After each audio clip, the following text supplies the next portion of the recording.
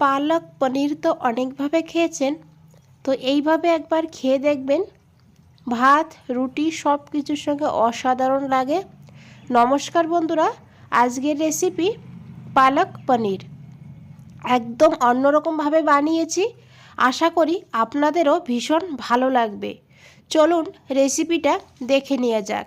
এখানে আমি দেখুন 200 গ্রাম পালং শাক নিয়েছি। পালং শাকটাকে ভালো করে পরিষ্কার করে নিয়েছি।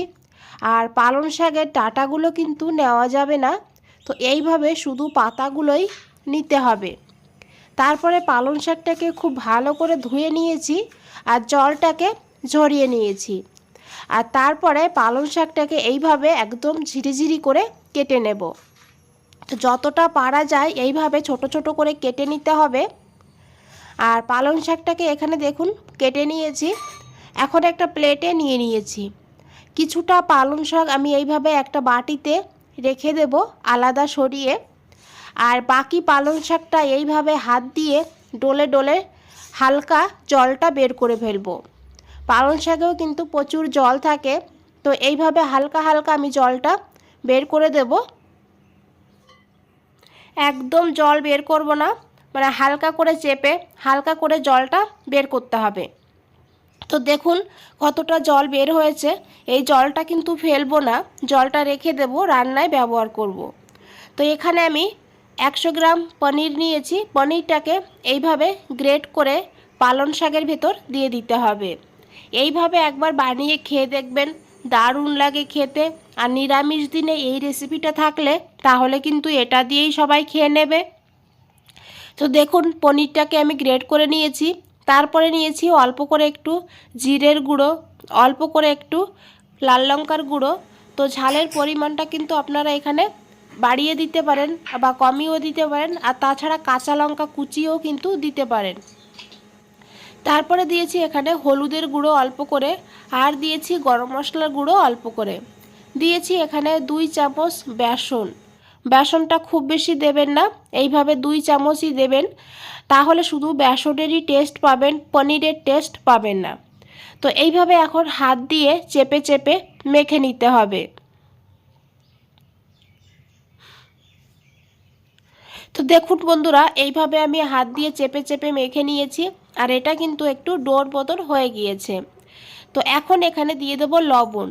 প্রথম দিকে লবণ দিলে তাহলে কিন্তু পালং শাক থেকে আরও জল বের হতো, আর তখন বেসনের পরিমাণটাও বেশি লাগতো। তো মেখে নেওয়ার পর এইভাবে লবণটা দিতে হবে। আর তারপরে খুব ভালো করে মেখে নিতে হবে। আর তারপরে দেখুন এইভাবে কিছুটা হাতে নিয়ে এইভাবে আমি গোল বানিয়ে নিয়েছি। তো আপনারা চাইলে এইভাবে গোলও বানাতে পারেন, আর তাছাড়া এইভাবে একটু চ্যাপটা করেও কিন্তু চপের মতন বানিয়ে নিতে পারেন। তবে এইভাবে বানালে তেলের পরিমাণটা কম লাগবে ভাজতে, সেই কারণে আমি এইভাবে বানিয়েছি। তো আপনারা চাইলে গোল করেও বানিয়ে নিতে পারেন। এখানে আমি একটা মশলা করে নেব। তো নিয়েছি একটা মিক্সচার গ্রাইন্ডারে পালং শাক, যে পালং শাকটাকে রেখে দিয়েছিলাম সেই পালং শাকটাই নিয়েছি এখানে 2 টুকরো পনির। পনিরটা দিলে এই গ্রেভিটা যেমন ঠিক হবে তেমন টেস্টটাও বেড়ে যাবে। তো তারপরে দিয়েছি এখানে একটা টমেটো ছোটো সাইজের ছোট ছোট করে কেটে। আর তারপরে দিয়েছি এখানে কাঁচা লঙ্কা। তো এখানে আমি 2টো কাঁচা লঙ্কা নিয়েছি, তো আপনারা কিন্তু বাড়িয়ে বা কমিয়ে নিতে পারেন। দিয়েছি 1 ইঞ্চি আদা। আর এখন এই মশলাটাকে একদম মিহি করে বেটে নিতে হবে। এদিকে একটা প্যান বসিয়ে দিয়েছি। তো ফ্রাই প্যানে দিয়েছি তেল। তো আমি সাদা তেলে রান্নাটা করব। এখানে আমি 1 চামচ তেল দিয়ে ভালো করে গরম করে নিয়েছি। তারপরে যে পালং শাকের বড়াগুলো বানিয়ে রেখেছিলাম চপগুলো, সেই চপগুলো কিন্তু এইভাবে দিয়ে দিতে হবে। গ্যাসের ফ্লেমটা মিডিয়ামে রাখতে হবে, মিডিয়ামে রেখে ভেজে নিতে হবে। তো এক সাইড ভাজা হলে এইভাবে উল্টে দিতে হবে, তবে সাবধানে করতে হবে, বড়াগুলো খুবই নরম। তো এইভাবে আস্তে আস্তে করে নিতে হবে। তো দেখুন আস্তে আস্তে করে উল্টে দিতে হবে, আর অপর সাইডটাও এই একইভাবে ভেজে নিতে হবে। এটা কিন্তু দারুণ লাগে খেতে। তো আপনারা এটা এমনিতেও খেতে পারেন, তবে এমনি খেতে হলে গ্যাসের ফ্লেমটা লোতে রেখে ভালো করে ভেজে নিতে হবে। তো সব বড়াগুলো আমি ভেজে নিয়েছি আর তুলে নিয়েছি। আর এদিকে দেখুন আমি এই প্যানেই দিয়েছি আরও 1 চামচ সাদা তেল। তারপরে দিয়েছি একটা শুকনো লঙ্কা, দুটো ছোট এলাচ, আর দিয়েছি এখানে হাফ চামচ গোটা জিরা। এখন এই ফোড়নটাকে একটু ভেজে নেব। সুন্দর একটা সুগন্ধ বেরিয়ে গেলে দিয়ে দিতে হবে অল্প করে একটু হিং।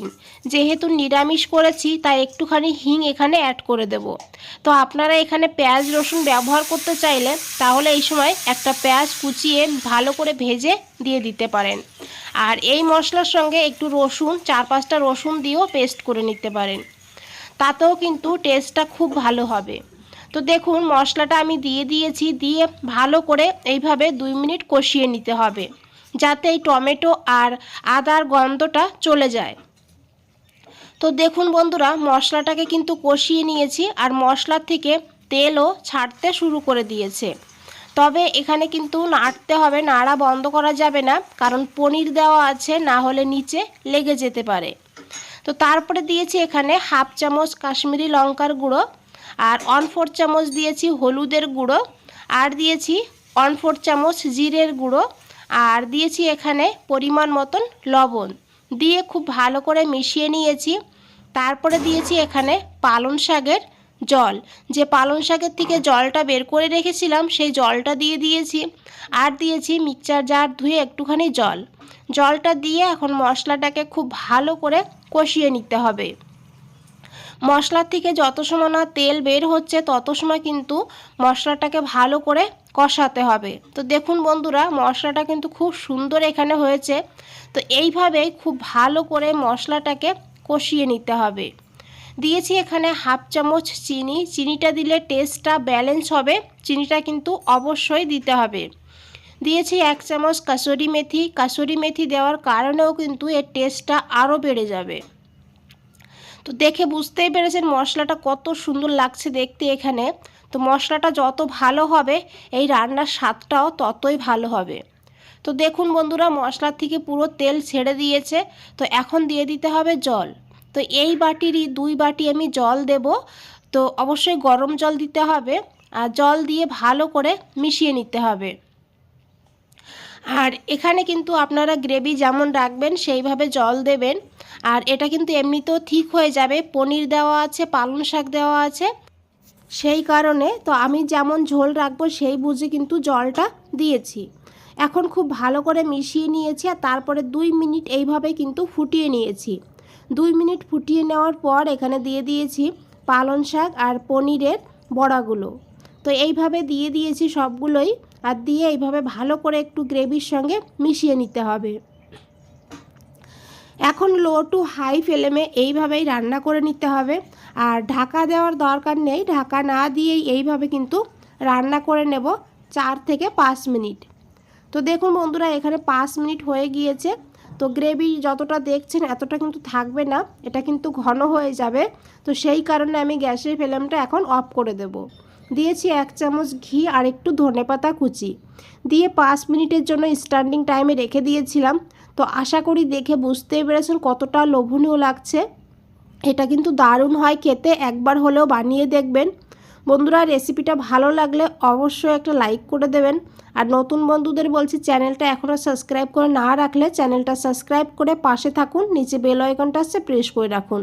যখনই নতুন কোনো রেসিপি দেব সবার আগে আপনাদের কাছেই পৌঁছে যাবে। বন্ধুরা, আজ তাহলে এই পর্যন্তই, ফিরে আসছি নতুন কোনো রেসিপি নিয়ে। ভালো থাকবেন, সুস্থ থাকবেন, আপনাদের সবাইকে অনেক অনেক ধন্যবাদ।